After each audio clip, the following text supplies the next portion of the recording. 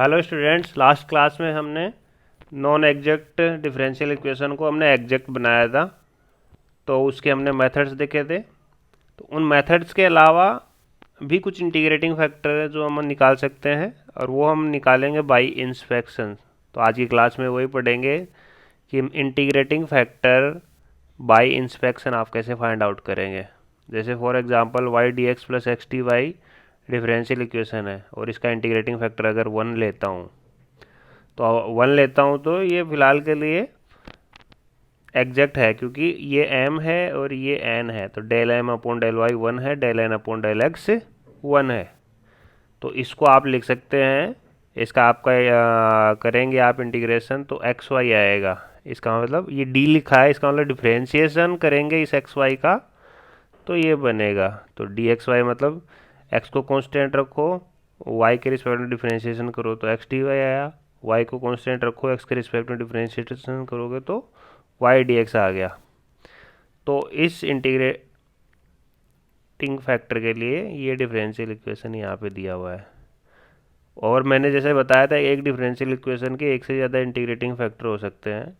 तो यहाँ पे ये डिफरेंशियल इक्वेशन है, बट इंटीग्रेटिंग फैक्टर मैंने यहाँ पे चेंज कर दिया है, वन अपॉन एक्स वाई कर दिया है। इंटीग्रेटिंग फैक्टर को हमने डिफरेंशियल इक्वेशन से मल्टीप्लाई किया, फिर अलग अलग किया तो D X upon X D Y upon Y. Integration करूँगा तो कितना आएगा, natural log X plus natural log Y आएगा। या फिर ऐसा कह सकता हूँ कि natural log X plus natural Y का डिफरेंशिएशन करूँगा तो D X upon X D Y upon Y आएगा। तो natural log X plus natural log Y कितना होता है, नेचुरल लॉग एक्स वाई, तो D L N X Y. इसका मतलब अगर ये है इस टाइप से, तो मतलब अगर इस टाइप से आपकी डिफरेंशियल इक्वेशन है Y D x plus x D Y upon x Y, तो उसका answer L N X Y आएगा। सिमिलरली सेम डिफरेंशियल इक्वेशन है, इस बार दूसरा इंटीग्रेटिंग फैक्टर है, इस बार one upon x Y power N है, N not equal to one, क्योंकि इज इक्वल टू वन वाला तो हम यहाँ पे देख चुके हैं, नॉट इक्वल टू वन वाले केस में। अब इसमें क्या आएगा, तो यहाँ पे मल्टीप्लाई किया इंटीग्रेटिंग फैक्टर को, इसको अलग किया, इसको अलग किया, तो क्या है D X upon X N Y N minus one D Y upon X N minus one Y N. अब ये एम बन गया, ये एम बन गया, ये आपका एन बन गया। तो आप क्या करते हैं, इंटीग्रेशन करते हैं एम का with respect to X keeping Y as constant, और एन का हम इंटीग्रेशन करेंगे अगर एम की टर्म में सिर्फ और सिर्फ वाई की टर्म हो। तो ऐसी तो कोई टर्म है नहीं, एक्स भी है, इसलिए हम इसका इंटीग्रेशन कर देंगे विद रिस्पेक्ट टू एक्स। तो इसका इंटीग्रेशन किया एक्स के रिस्पेक्ट में, तो हमारे पास मिल जाएगा D X Y power N one minus N upon one minus N. D मतलब इसका डिफरेंशिएशन करेंगे तो ये टर्म आपको मिल जाएगी। तो अगर इस टाइप से आपको कोई डिफरेंशियल इक्वेशन दिखे तो उसका ये इंटीग्रेशन आएगा। अभी डिफरेंशियल इक्वेशन चेंज कर रहे हैं, X D x plus Y D Y कर रहा हूँ, ऊपर क्या था Y D x plus x D Y था, यानी इनको एक्स और वाई को इंटरचेंज किया है। इंटीग्रेटिंग फैक्टर मैंने टू रखा है। अभी देखो ये एम है, ये एन है, तो del M upon del Y कितना आया, zero. Del N upon del X कितना आया, वो भी जीरो आया है। तो इसका मतलब ये आया D of X square plus Y square. अगर मैं टू से मल्टीप्लाई कर देता हूँ, क्योंकि two x D X two Y D Y है, तो इंटीग्रेशन करने पे x square plus Y square आ गया। सेम डिफरेंशियल इक्वेशन है, बट इंटीग्रेटिंग फैक्टर हमने चेंज किया, one upon x square plus Y square.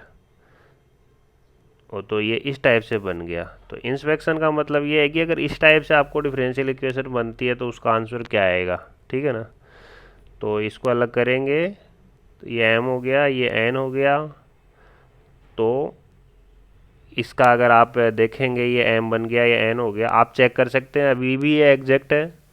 अगर ये एग्जैक्ट है तो इसका मतलब एम का इंटीग्रेशन एक्स के रिस्पेक्ट में वाई को कांस्टेंट मानते हुए, और n का इंटीग्रेशन करेंगे हम y के रिस्पेक्ट में अगर n में सिर्फ y की टर्म है किसी में। तो इसमें x और y दोनों की, इसलिए n तो हो गया zero.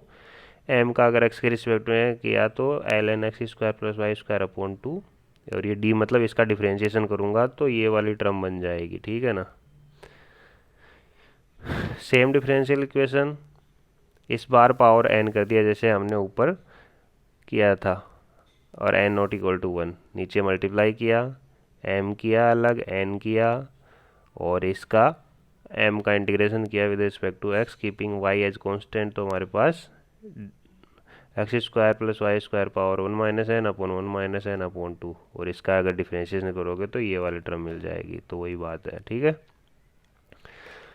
Okay, now differential equation again change कर रहे हैं, X D x minus Y D Y, अब की बार बीच में माइनस डाल दिया है। इंटीग्रेटिंग फैक्टर अगर 2 आ गया तो वहाँ पे x square plus Y square था ऐसे में, यहाँ पे x square minus y square, क्योंकि यहाँ पे माइनस है। सेम तरीके से x D x minus Y D Y है, वहाँ पे 1 upon x square plus Y square था, यहाँ पे माइनस है। तो सेम इस टाइप से ये एम हो गया, ये एन हो गया, और ये 1/2 d L N x square minus y square. Same तरीके से यहाँ माइनस है, पावर अब की बार एन कर दिया, एन नॉट इक्वल टू 1 है, तो ये एम आ गया, ये एन आ गया, और इसका इंटीग्रेशन आ गया x square plus Y square power 1 minus N upon 1 minus n. तो ये इस टाइप से आ गया है। इसके बाद में 10th डिफरेंशियल इक्वेशन हमने चेंज किया है, Y D x minus x D y किया है। सबसे पहले हमने y D x plus x D y किया था, इस बार माइनस कर रहा हूँ। Integrating factor 1 upon x Y. तो देखो पहले तो अभी तो ये नहीं है एग्जैक्ट, क्योंकि यहाँ m है तो del m upon del y 1 आया, यहाँ n है del n upon del x minus 1, तो दोनों इक्वल नहीं है, एक 1 है एक माइनस 1 है, इसलिए एग्जैक्ट नहीं है। तो इसको 1 अपॉन एक्स वाई से मल्टीप्लाई करने के बाद में एग्जैक्ट हो जाएगी। तो ये और ये अलग अलग करूँगा, तो यहाँ पे 1 अपॉन एक्स, यहाँ 1 अपॉन वाई, तो यहाँ पे m 1 अपॉन एक्स है और n 1 अपॉन वाई है। तो del m upon del x, sorry del m upon del y करोगे तो 0, और del n upon del x करोगे तो भी 0, तो 0 इज इक्वल टू 0, एग्जैक्ट हो गई। तो यहाँ पे L N X minus L N Y आ गया, इसको L N x upon Y भी आप लिख सकते हैं। तो अगर इस टाइप की डिफरेंशियल इक्वेशन दिखे आपको तो L N x upon y आपके पास आना चाहिए, ठीक है। सेम डिफरेंशियल इक्वेशन है, बट इस बार 1 upon x square integrating factor है, तो 1 अपॉन एक्स स्क्वायर मैंने लिया, तो ये m आ गया, ये n आ गया।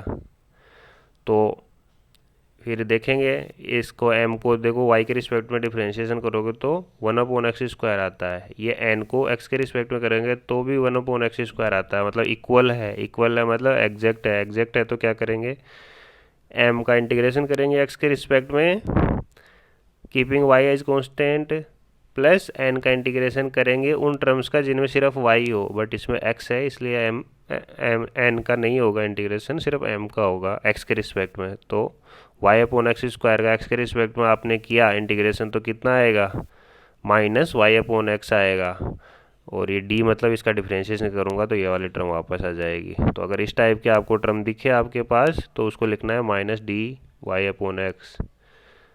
यहाँ 1 अपॉन एक्स स्क्वायर लिया था ऊपर, यहाँ 1 अपॉन अगर वाई स्क्वायर लेता हूँ, सेम डिफरेंशियल इक्वेशन है, नीचे मल्टीप्लाई किया, अभी भी ये एग्जैक्ट है।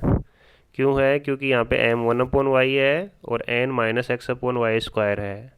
तो m 1 अपॉन वाई को आप y के रिस्पेक्ट में डिफरेंशिएशन करोगे तो माइनस 1 अपॉन वाई स्क्वायर आएगा, n minus x upon y square है, उसको x के रिस्पेक्ट में करेंगे तो कितना आएगा, माइनस 1 अपॉन वाई स्क्वायर ही आएगा। तो एग्जैक्ट है।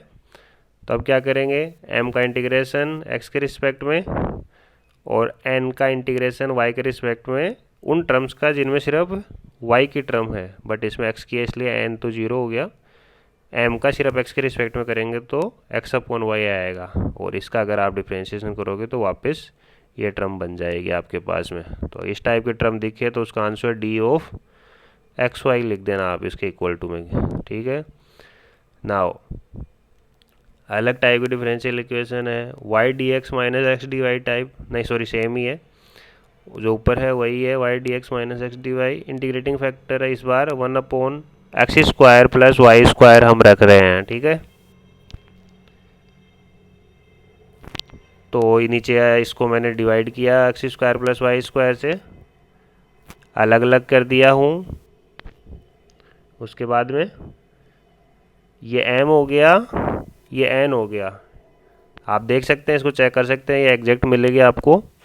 अब क्या करेंगे, m का y के रिस्पेक्ट में आप इंटीग्रेट करेंगे और n की सिर्फ उन टर्म्स का इंटीग्रेशन करेंगे जिनमें सिर्फ y है, बट n में x भी है टर्म्स में, इसलिए n तो हो गया 0। तो इसका आप x के रिस्पेक्ट में आप इंटीग्रेशन करेंगे तो आएगा tan inverse x upon y, या फिर इसका डिफ्रेंशिएशन करेंगे तो ये वाली टर्म वापस आ जाएगी। सेम डिफरेंशियल इक्वेशन है, इंटीग्रेटिंग फैक्टर इस बार 1/x² माइनस वाई स्क्वायर, ऊपर प्लस था यहाँ माइनस है, तो माइनस होने से बहुत कुछ चेंज हो जाएगा। ये m हो गया, ये n हो गया। अभी भी एग्जैक्ट आप फाइंड करेंगे इसको देखेंगे तो, बट इस बार इसका इंटीग्रेशन करेंगे तो आपके पास आएगा 1/2 ln x minus y upon x plus Y.